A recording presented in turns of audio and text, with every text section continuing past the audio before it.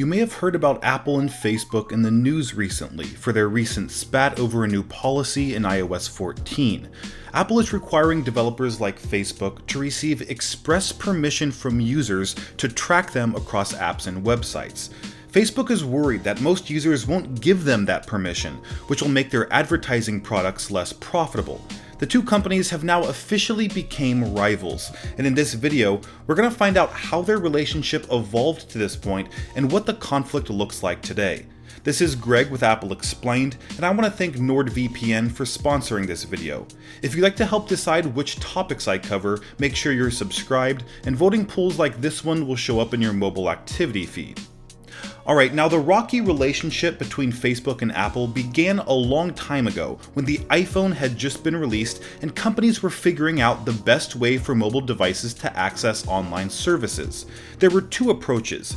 Users could simply use their mobile internet browser to use sites like Facebook and Twitter, or they could use apps optimized for their device. Apple favored the app approach, while Facebook pushed for access through browsers. And the reason behind each company's decision had everything to do with control.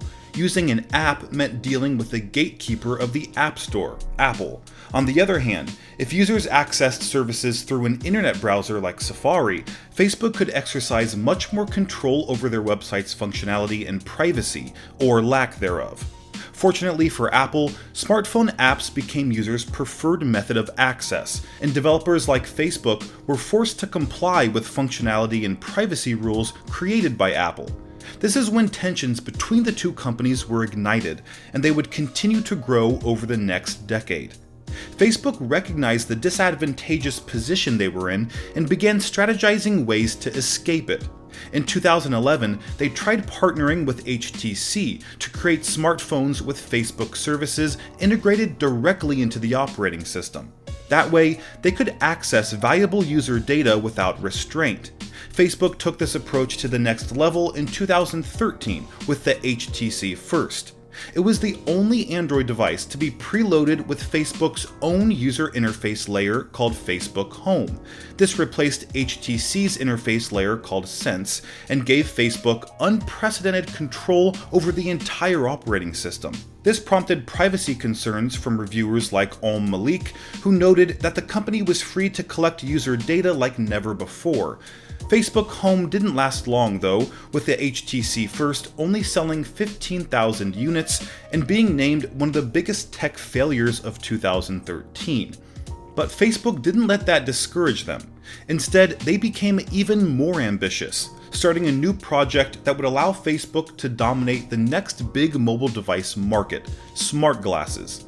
Zuckerberg recently announced a partnership with Luxottica, the eyewear behemoth that bought out Ray-Ban. He revealed that Facebook would release their first pair of smart glasses in 2021 under the Ray-Ban brand, which would serve as the ultimate augmented reality device.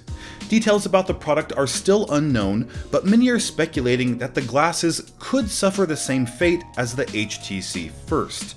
While the future remains to be seen, the conflict between Apple and Facebook today is quite clear. It all started with a new privacy feature in iOS 14 called App Tracking Transparency, which requires companies to receive permission from users before tracking them across apps and websites. This is accomplished in the form of a pop-up window that asks the user if they're okay with being tracked by the app. They can select OK or Don't Allow. This user-centric approach to privacy is nothing new to Apple. Here's what Steve Jobs had to say about the topic back in 2010. We've always had a very different view of privacy than some of our colleagues in the Valley. We take privacy extremely seriously. And so, as an example, before any app can get location data, we don't make it a rule that they have to put up a panel and ask, because they might not follow that rule. They call our location services and we put up the panel saying, this app wants to use your location data. Is that okay with you? Every time they want to use it. We do a lot of things like that to ensure that people understand what these apps are doing. Now, if you agree that privacy is an important part of your experience when using a product, I highly recommend using NordVPN to protect your privacy online. They offer a VPN service that allows you to browse the internet safely at home by shielding the private information you use online, as well as bypass geo-restrictions, which means you can watch region-exclusive content from any country in the world on services like Netflix, all without leaving your house. This is enabled by 5,500 super-fast NordVPN servers that are available in 60 countries, all with unlimited bandwidth and no data logging. NordVPN was PCMag's editor's choice, receiving green checks in every category. Now is the best time to start protecting yourself online, since every purchase of a 2-year plan will get you a bonus 4 months for free. This offer is only available for the holidays, so visit nordvpn.org/apple or click the link in the description and use code APPLE to take advantage of this limited time deal. Alright, now Facebook took issue with requesting permission to track users, which is quite strange, considering the company has argued for years that people preferred personalized and targeted ads. And if that's true, then users should have no problem giving Facebook permission to do so. But the more likely reality is that people don't like being tracked or having their personal data collected, synthesized, and sold.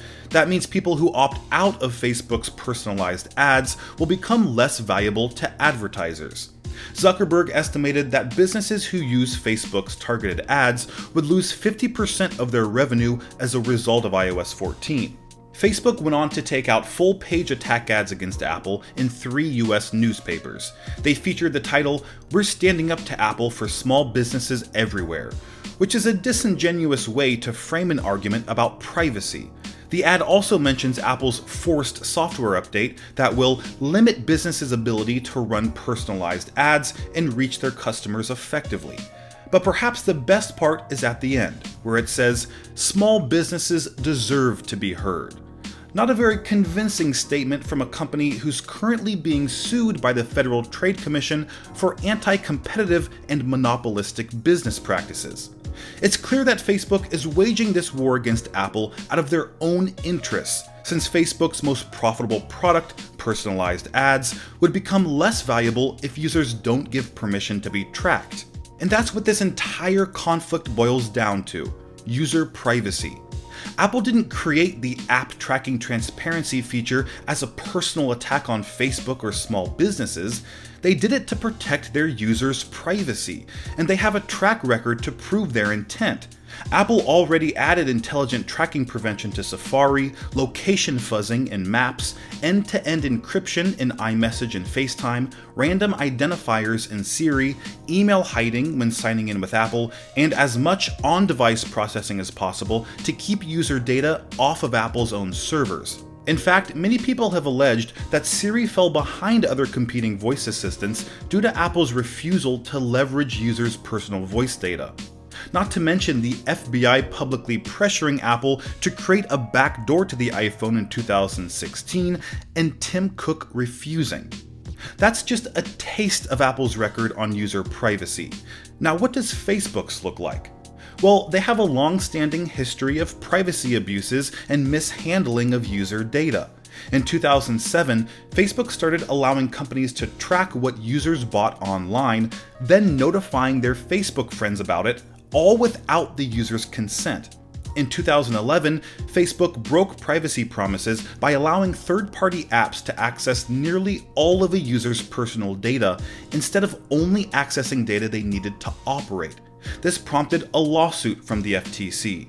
In 2014, Facebook conducted a mood manipulation experiment that included over 500,000 unsuspecting users to demonstrate how positive or negative posts could influence someone's emotion. In 2018, it was revealed that Facebook knew about Cambridge Analytica's data theft of over 50 million users and did nothing about it. But perhaps the clearest example of Facebook's position on privacy is this 2010 quote from Mark Zuckerberg himself. He said, "The rise of social networking online means that people no longer have an expectation of privacy. That social norm is just something that has evolved over time." So through their own words and their own actions, Facebook has made it clear that privacy is of little concern while exploiting user data to maximize profits. Facebook said they would support Epic in its lawsuit against Apple, which is quite interesting considering the two multi-billion-dollar companies are taking the same strategic approach against Apple. Epic claimed they were standing up for small businesses who were hurt by Apple's 30% App Store commission. Facebook is saying they're standing up for small businesses who are hurt by not being able to track as many people as possible. But both companies are using the small business buzzword as a proxy for themselves. Facebook doesn't actually care about helping small businesses when they suppress competition at every turn. Epic doesn't care about helping small businesses when they asked Apple to allow, quote, competing payment processing options in Fortnite and other Epic Games software. Epic wasn't requesting that Apple remove their 30% App Store commission. They were requesting a personal exemption just for themselves.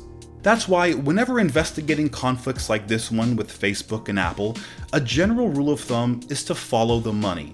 Facebook's primary source of revenue is from advertising, while Apple's is from hardware. In order for Facebook to continue maximizing profits, their advertising platform has to be as valuable as possible, which translates to offering advertisers as much data on their users as possible. In Apple's case, their hardware has to be as appealing as possible, by offering privacy features that other platforms don't. So if you're wondering who's right or wrong in this story, it really comes down to who you are. Apple and Facebook users would likely agree that they want control over their personal data and want to give permission before being tracked, while businesses who use personalized ads to make money would likely disagree. But I think there's one thing we can all agree on. Now that Apple has grown to become the largest and richest company in the world, they'll continue to be targeted by other companies like Facebook, Epic Games, and Spotify if that means they have a chance at making even more money. Alright guys, thanks for watching till the end, and don't forget to subscribe to help decide which topics I cover, and I'll see you in the next video.